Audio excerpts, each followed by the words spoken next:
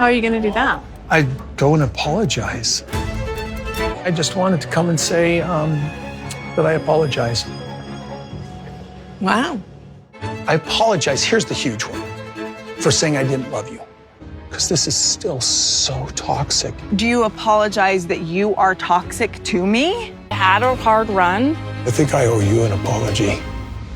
It seems Kody Brown has rolled out his grand apology tour, and viewers are already calling it the most self-focused performance he has delivered in years. And oh boy, the reaction is loud and clear online. People are not buying it. They are calling it hollow, theatrical, and centered entirely upon his desperate need to clean up his image, not on the pain he caused. And honestly, once you take a closer look, it becomes pretty obvious why everyone is irritated. This tour isn't about healing his family. It is about healing his conscience. There is a big difference between apologizing to people and apologizing at them. Kody seems to be doing the second one with just a little extra flair. So before we get into the layers of this whole mess, let me just say I woke up today feeling like my head was stuffed with cotton. The weather changed, my sinuses revolted, and now I sound like someone who lost a fight with a box of tissues. So no long stream tonight. I am not about to cough in everyone's ear for an hour. 10 minutes of talking about Kody Brown's latest quest for spiritual redemption is more than enough chaos for one day. All right, let's settle in. Because to understand why this apology tour is rubbing everyone the wrong way, we have to step inside the version of reality Kody is currently selling. Think of it like a guided tour through someone's personal myth. I'll keep the path marked so we don't get lost.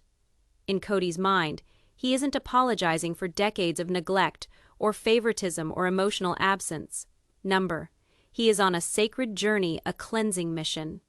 A spiritual reset where he shows up, says a few heavy words, sheds a tear or two, and then leaves with a lighter heart. It is a performance that looks deep on the surface. But once you poke it, there is not much underneath. He keeps repeating that this is about freeing his ex-wives. Freeing them from what? Exactly. According to him, from talking about him, thinking about him, being upset with him, as if their entire experience is an inconvenience he's trying to shut off like a noisy faucet. That's the tone he is setting. And that is why people are rolling their eyes. If you're going to apologize, the focus should be on the people you hurt, not on your own discomfort. But Kody is approaching this like a man tidying up his own emotional garage, sweeping away guilt, dusting off his reputation, taking out the trash he doesn't want to see anymore, and he's framing all of it as personal growth. This is where the frustration really begins. Because when you compare this story, he is telling himself with the actual experiences of Christine, Janelle, and Meri, the gap is so wide you could build a vacation home in the middle of it. But before we walk through that contrast, we need to look at how he explains this big moment, the spark, the sudden revelation that he needed to atone. He says it started at Coyote Pass. He talks about shame. He talks about prayer. He talks about seeking divine clarity about the mess he feels trapped in. And right away, you can see the angle. The story centers on him, his shame, his sadness, his journey to forgiveness. It already positions him as a wounded hero bravely doing the right thing, even though he is oh so burdened. That's the lens he wants everyone to use. But viewers aren't interested in the lens. They want the truth. They want accountability. They want acknowledgement of what the women went through, not another chapter in the ongoing saga of Kody's inner monologue. And that is where this entire apology tour starts to crumble. Kody keeps insisting this entire tour is a divine assignment. He talks about it like he was chosen for a special mission, as if apologizing to the women he sidelined for years is some kind of heroic act. In his telling, he prayed, reflected, and suddenly felt called to reach out and heal old wounds. It sounds poetic, maybe even admirable, but the moment you listen closely, the cracks start showing. He frames everything around his own emotional struggle, his disappointment, his shame, his confusion, his search for direction. There is nothing wrong with someone trying to get a handle on their own flaws, but here is the problem. He treats his personal discomfort as equal to the actual harm he caused. He keeps talking about how he feels, like his sadness levels the playing field. It is here that the reality of his behavior and the story he is telling split into two different worlds. In Kody's world, he was overwhelmed. In Kody's world, he was hurting. In Cody's world, he didn't know how to handle conflict. In Cody's world, he reacted in ways he now regrets, and now he is bravely showing up to face the people who misunderstood him. It is the classic, "I was struggling too" framework. It softens everything he did without naming the people he damaged. In the real world, his wives weren't asking him to explain why he was angry. They were asking him to stop treating them like they were disposable. They were asking him to value them the same way he valued his life with Robyn. They were asking him to show up, not in some mystical, symbolic way, in a very practical, everyday way a partner should. To make his narrative work, he keeps zooming in on his own emotional journey. He says he wants healing, he wants clarity, he wants to untangle the guilt sitting on his chest. It all sounds very noble until you realize the people receiving the apology weren't looking for this beautiful spiritual awakening. They were looking for acknowledgement that they spent years begging to be seen. And this is where viewers start getting frustrated. Not because apologizing is bad, but because the way he is doing it feels like a performance crafted for an audience. Not for the people he is facing. He speaks of forgiveness without ever naming the specific behaviors he needs forgiveness for. He continues claiming he wants to make things right, but only with the pieces of the story he's willing to claim everything else. He leaves it untouched. That's why this tour feels hollow. It's centered on the story he wants to tell, not the one his family lived through. It's structured to give him relief, not to give them healing, and there's something important to understand about that. Apologies that circle around the feelings of the person apologizing usually end up missing the point.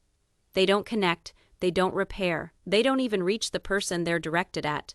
They just float there, empty and vague, waiting for applause that never comes. That's exactly what's happening here. Cody keeps repeating the same message in different ways. He wants peace. He wants closure.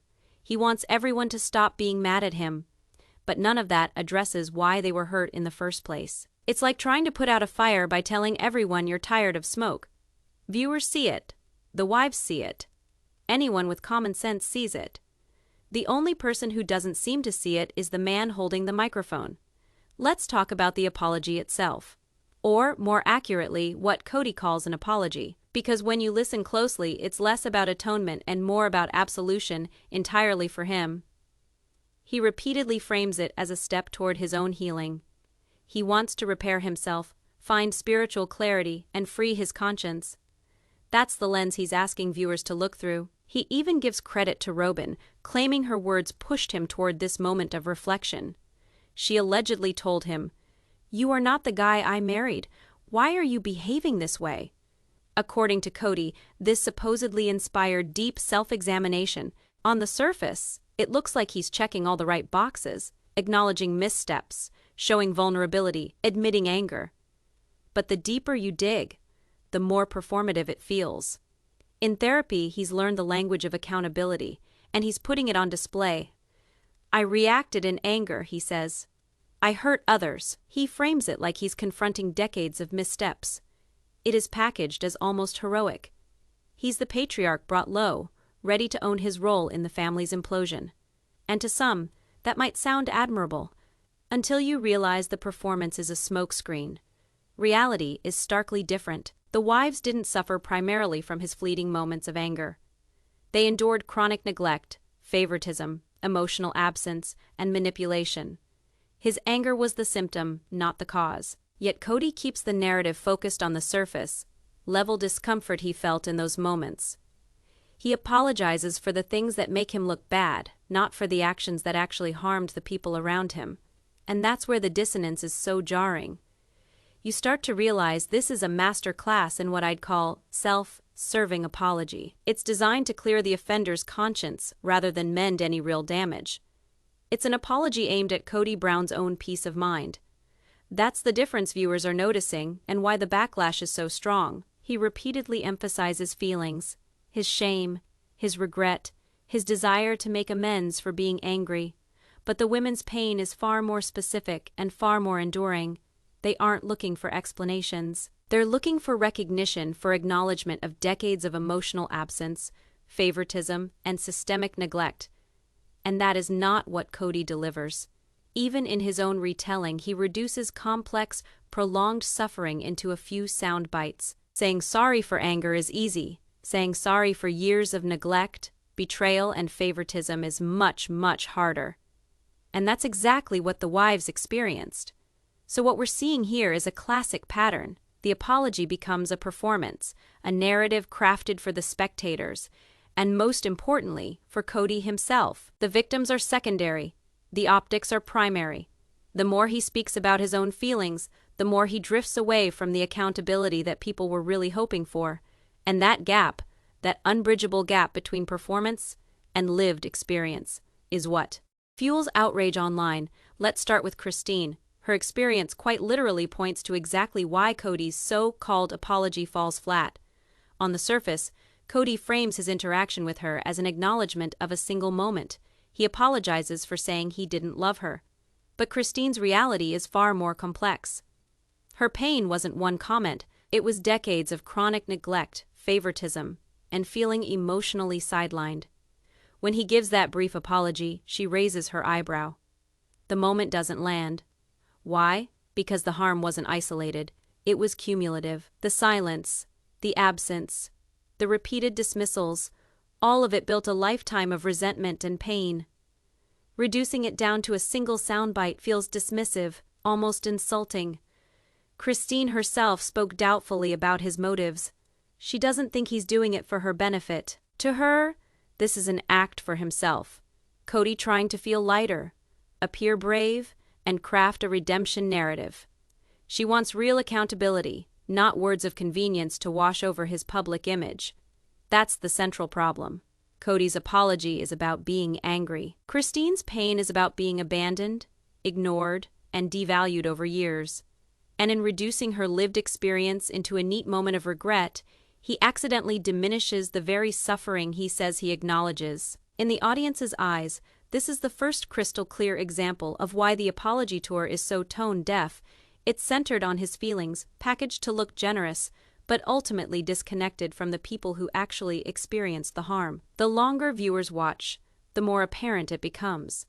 He's apologizing to himself under the guise of apologizing to Christine. It's a repeated theme we'll see as we move through the other wives' stories. One by one, the gap between Cody's performance and the reality of their lived experiences becomes wider. The more he focuses on his shame and anger, the less it addresses the emotional injuries his wives suffered. Christine's story is just the opening act. The takeaway is simple. Apologies for personal discomfort do not erase decades of neglect.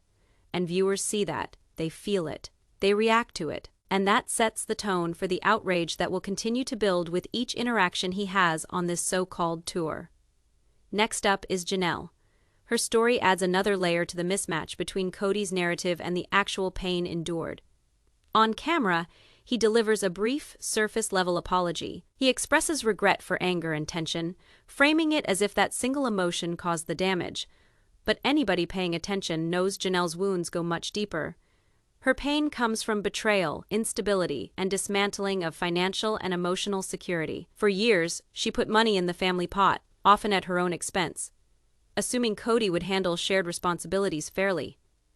When the Coyote Pass conflict arose, she realized she couldn't trust him anymore to act in her best interest. His anger wasn't the problem. It was the culmination of a pattern where her efforts and needs were constantly ignored. And yet, Cody's apology doesn't get into this. He doesn't acknowledge financial mismanagement or favoritism. He never addresses the fear and uncertainty he created. Instead, he circles around his feelings, frustration, regret, and the need for forgiveness. To viewers, this is the second glaring example of why the apology tour feels performative.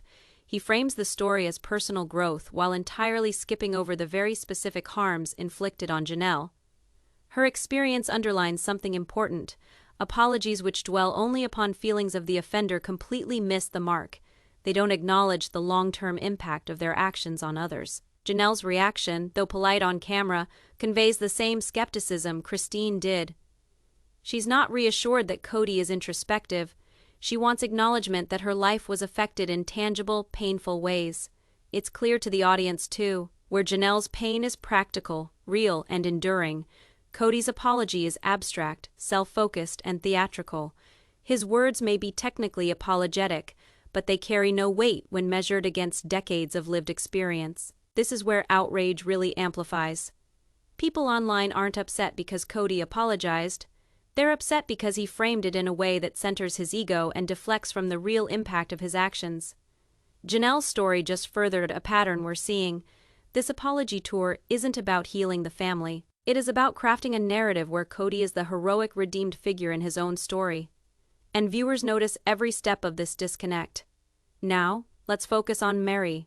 Her situation is perhaps the most psychologically revealing of all. While Cody's apology attempts to hit emotional notes, Meri immediately sees through it. She understands that his words are vague, repetitive, and self-serving. When he keeps using the word apologize, she points out that the repetition only makes it feel meaningless. For Meri, the pain is clear and specific. She spent years feeling emotionally exiled, while Cody maintained a separate life with Robyn. The apology he offers focuses on his feelings, his anger, his sadness, his need for spiritual reconciliation, but it doesn't touch on the very real emotional abandonment she endured. It doesn't recognize the selective favoritism, the neglect, or the invisibility imposed on her as a spouse. This creates a disconnect that is glaring to viewers. Cody's words are about him. Meri's experience is about real consequences. He apologizes for anger. She experiences betrayal. He apologizes for sadness. She lived through neglect, and she calls him out on it, asking him to stop overusing the word apologize because it no longer carries any authenticity. Meri's reaction is a wake-up call for the audience. It shows that performative apologies can't mask reality. No amount of spiritual framing or dramatic introspection can erase the lived experiences of the people he hurt. And that's why the viewers are so frustrated. They see a man trying to polish a story about himself while ignoring the substantial harm inflicted on others. This segment is critical because it highlights the repeated theme across all interactions. Cody's apology tour is inward focused. It's designed to cleanse his conscience, not to reconcile with the wives he wronged. And each of these stories, Christine, Janelle, Meri, demonstrates the gap between narrative and reality. By now, viewers have likely formed a clear picture. Cody is apologizing for the wrong things, to the wrong degree, and for the wrong audience. It's all for show, and the outrage online reflects this understanding. At this point, the pattern is undeniable. Cody's apologies are not about the people he harmed, they're about the person delivering them. This is a masterclass in what psychologists might describe as a self-serving non-apology. But a degree isn't required to spot this. Every phrase, every tear, and every bit of spiritual reflection in this is constructed to make him feel better, rather than to actually let someone else feel acknowledged or healed. First off, the language he uses is telling. I wanted healing. I want to make this right with myself. The entirety of the focus is on him. There is almost zero acknowledgement of the recognition of consequences regarding his actions. No acknowledgement of how Christine or Janelle or Meri were affected on a daily basis. It is just the spin to create an illusion of accountability while leaving the real wounds untouched. Viewers aren't blind to this. They can see it in the deliberate choosing he does around when he will apologize for something. He apologizes for being angry. He apologizes for his own feelings. He never apologizes for the times of blatant neglect, blatant favoritism, and systemic cruelty that actually created his family's pain. And the difference is night and day, and enraging to anyone paying attention. The psychological trick here is by framing the apology in spiritual terms like a soul-searching journey, he raises his narrative. He recasts himself as a man confronting his flaws with bravery, while the people he has hurt are left to continue waiting for real acknowledgement.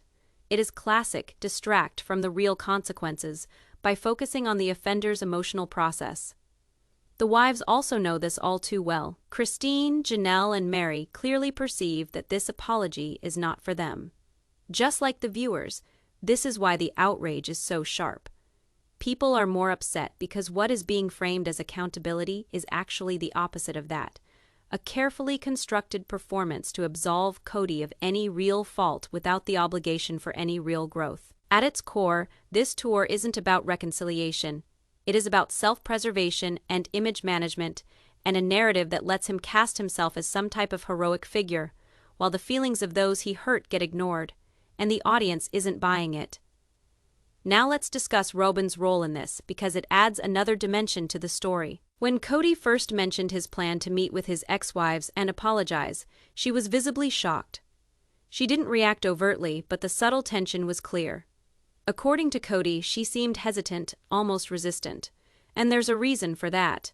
Robyn's response isn't just personal, it's strategic. She benefits from the narrative where Cody's anger was righteous, where he was justified in the conflicts that shaped the family, and where she stood by a morally upright man facing difficult spouses and children. Admitting that Cody's anger was wrong would, in her view, undermine that story. It would force her to confront the reality that the family suffered because of choices they both made. So she discourages full accountability. She tells him not to be too hard on himself, indirectly validating his anger. From a psychological standpoint, it's fascinating. By protecting Cody's ego, she also protects her own position in the family's ongoing narrative. She reinforces the version of events that paints them as the righteous ones in a complicated scenario. This is why viewers notice another layer of the apology tour. It's not just Cody performing for himself, it's a co-created performance. Robyn's subtle guidance keeps the focus inward, ensuring that no real accountability disrupts the shared delusion. The audience can see it clearly. This is a team effort to maintain control over the story. And it's revealing because it underscores the point that this tour isn't about repairing relationships. It's about protecting identities, both Cody's and Robyn's, while giving the appearance of reflection, the wives' actual experiences, the neglect, favoritism, emotional distance, are once again secondary. The optics, the narrative, the story told in the media, and Cody's own self-image are primary. This creates a chasm between the performance and the reality of the pain inflicted. For viewers, that's where frustration turns into outrage. They're witnessing a carefully orchestrated show designed for one audience, Kody Brown himself, with Robyn subtly directing the script. Anyone who believes it's genuine is either ignoring decades of context or failing to pay adequate attention. Right now, the divide between Cody's performance and the wives' reality is an open chasm. Every word he speaks is filtered through his personal perspective. Apologies are made for anger, for pain, for personal shame. But apologies are never made for the systemic neglect and favoritism that created lasting emotional scars. Christine, Janelle, and Meri stand as living, breathing examples of the harm. Their reality is crafted from years of emotional labor and disappointment, unmet expectations. In contrast, Cody's framing reduces the issue into a pain only in his heart. The disconnect is frustratingly obvious, and viewers pick up on it immediately. The more he talks about his spiritual awakening and personal journey, the less the words connect to the women who actually suffered. He simplifies decades of emotional neglect into sound bites that are convenient for him. Each tactfully chosen word crafts a story in which he is the brave, introspective man facing his past errors. But the reality is far harsher. Apologies without actionable change are meaningless. You can repeat, "I'm sorry," as many times as you like. But if actions do not follow your words, nothing changes. Christine nailed it best: accountability through actions, not statements. And right now, nothing in Cody's behavior exemplifies such change. The audience sees this clearly. They see the optics of an apology tour constructed to absolve Cody rather than heal the family. They notice Robyn's subtle interventions, reinforcing the narrative that protects their shared image. They see the wives' skepticism, and they see the open divide between performance and lived experience. It's no surprise, then, that outrage abounds. Viewers are frustrated because they were promised sincerity. But what they got instead was a show about ego, narrative control, and selective acknowledgement. The words are there, the intention is self-serving, and the results are painfully clear. The apology tour is for Kody Brown alone. And that realization sets the stage for the final deeper analysis: why the performance fails to touch the core of the family's trauma, and why viewers can't stop talking about it. The viewers are not silent. Social media is alive with reactions, dissecting every word, every pause, every tear. Many are calling Cody's apology tour self-centered, performative, and downright frustrating. Comments highlight the fact that he's apologizing for feelings, rather than for concrete actions that caused years of harm. Leon, Cody's own child, expressed disbelief publicly, pointing out that Cody hasn't even reached out to certain family members, blatantly ignoring key relationships, like at Garrison's funeral. This is another layer that shows the disconnect between Cody's words and his actual behavior. The narrative he presents is carefully curated, but reality keeps intruding. The public sees this, they feel it, and that fuels outrage. Fans are quick to recognize that the wives' skepticism isn't unwarranted. They understand that apologies without accountability are meaningless. The online community repeatedly points out the pattern. Cody's performance focuses on self-relief, not relational repair. They notice Robyn's influence, the way she subtly steers the narrative to protect their shared image, and the absence of any acknowledgement of the concrete pain inflicted over decades. This collective reaction reinforces the key insight. Viewers are emotionally intelligent. They are not just consuming entertainment, they are critically assessing it. They can tell the difference between genuine remorse and a well-constructed ego cleanse. And Cody's tour, however polished, fails that test. The outrage isn't just about disagreement, it's about recognition. Viewers recognize what the wives have lived through and see the mismatch between those lived experiences and Cody's performance.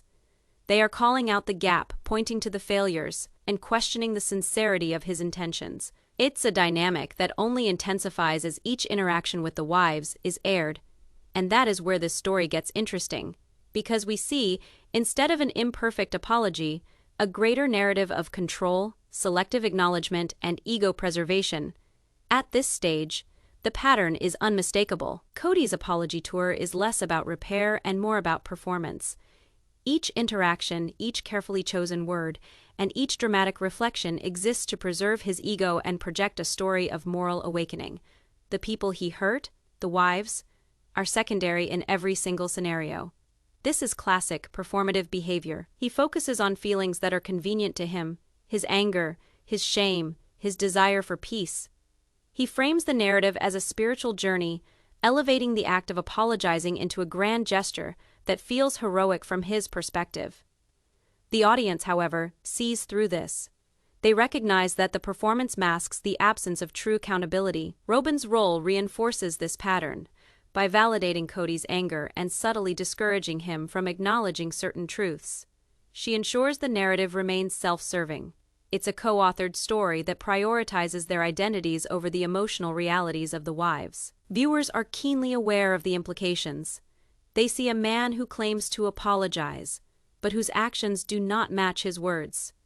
They see repeated patterns, deflection, selective acknowledgement, and attempts to control the story. They also notice the wives' skepticism, understanding that it is well-founded. This combination, the self-focused performance, Robyn's influence, and the wives' unacknowledged pain, creates a potent tension. It explains why the audience isn't just disappointed, but outraged. They aren't reacting to a single misstep. They are reacting to a consistent, systemic pattern of performative behavior that spans decades, and that tension fuels every discussion online. It's what keeps people watching, commenting, sharing, and dissecting every interaction. Because in the end, what viewers see is not a man seeking forgiveness. They see a man crafting a narrative to absolve himself, leaving real accountability as an afterthought. The core of the outrage is simple. Kody Brown's apology tour is all about him. Every tear, every spiritual reflection, every carefully worded statement exists to serve his self-image. He presents himself as brave, introspective, and morally awakened, but the truth is far less flattering. The people who actually experienced harm, Christine, Janelle, and Meri, are sidelined in every step of the performance. This is what frustrates viewers the most. The disconnect between words and reality is stark. Cody apologizes for anger, for sadness, for personal shame. But the real issues, the specific harms inflicted on his wives, are never addressed. The audience can see it. They notice that his words do not match the consequences of decades of favoritism, neglect, and emotional absence. The outrage also stems from the optics of Robyn's involvement. She subtly shapes the narrative to protect both her and Cody, validating his anger and discouraging full accountability. This creates a feedback loop. Cody feels justified. Robyn maintains the story that benefits them both, and the wives remain unheard. The audience watches this dynamic unfold and reacts with disbelief and anger. Social media amplifies every moment. Fans dissect clips, highlight inconsistencies, and contrast Kody's words with documented behaviors. Leon, his own child, calling him out publicly is just one example of how tangible the disconnect is. It's not conjecture. It's documented reality clashing with a carefully crafted performance. In short, viewers are furious because Kody's apology tour is not about healing. It's about controlling the narrative, managing perception, and alleviating his own guilt. And the outrage grows with each interaction, each public statement, and each visible gap between his words and the truth. When you step back and look at the big picture, Kody's apology tour is a study in self-preservation, disguised as accountability. Psychologically, it's fascinating and frustrating. He centers himself in every story using spiritual framing, emotional reflection, and selective acknowledgement to create the illusion of growth. He never confronts the real harm, favoritism, neglect, betrayal, and emotional absence. Instead, he apologizes for things that make him feel bad, anger, sadness, frustration, while leaving the lives he impacted largely unaddressed. The wives' lived experiences, the tangible pain and systemic neglect, are left untouched. Robyn's subtle influence reinforces this dynamic. By validating Kody's anger and discouraging full accountability, she helps maintain the narrative that protects both of them. Together, they create a story in which Kody is the introspective, heroic figure, while the wives' realities are minimized. Viewers recognize this immediately. They see that apologies without action are meaningless. They notice the repeated pattern: emotional reflection centered on self, careful framing of narrative, avoidance of true accountability, and protection from criticism. They see that this tour is a performance, not a reconciliation. This psychological lens also explains the outrage. People are angry not just because Kody apologized poorly. They're angry because this is a clear example of emotional manipulation and selective acknowledgement. It's a display of ego disguised as empathy. A performance that looks like accountability but is, in reality, the opposite. At the end of the day, what we witness is a man so focused on his own redemption that he cannot, or will not, address the devastation he caused. The narrative he wants to tell himself is far more important than the lived experiences of his wives. And viewers are watching it all unfold, critical and unflinching. At the end of the day, Kody Brown's apology tour is for an audience of one. Kody Brown, he's not seeking genuine forgiveness from his ex. Wives, he's seeking peace for himself, a chance to recast his narrative, and a moment to feel like a hero in his own story. The reality his wives lived, years of neglect, favoritism, and emotional absence, is largely ignored. Every apology is framed as a personal spiritual journey. Every tear, every dramatic reflection, every well-placed word is designed to absolve him rather than acknowledge consequences. The wives' voices, their experiences, and their pain are secondary. The disconnect is staggering, and that's what sparks such outrage among viewers. Robyn's role highlights another truth. This is a co-created narrative. By subtly guiding Kody and validating his feelings, she ensures the story remains protective of both their egos. The result is a carefully choreographed performance that prioritizes optics and perception over reconciliation or healing. Viewers are frustrated because they see the gap between words and actions. They see the repeated patterns of self-focus and avoidance. They see the wives' skepticism and the tangible, ongoing consequences of Kody's behavior, and they call it out, loud and clear. Ultimately, this apology tour is less about repairing relationships and more about controlling a story, managing public perception, and giving Kody a semblance of spiritual closure. It is a glaring reminder that true accountability requires actions, not words, and that peace can only be achieved by acknowledgement and repair, not through self-serving performances. So the audience's reaction makes absolute sense: outrage, incredulity, and critique. In fact, this is what anyone would expect from a tour that looks deep on the surface but is actually empty at its core. Kody Brown might be trying to get redemption, but the people who actually need acknowledgement are still waiting for that real accountability. What do you think? An apology tour meant to appease, or just another act in a long-running personal narrative? Drop your thoughts in the comments below.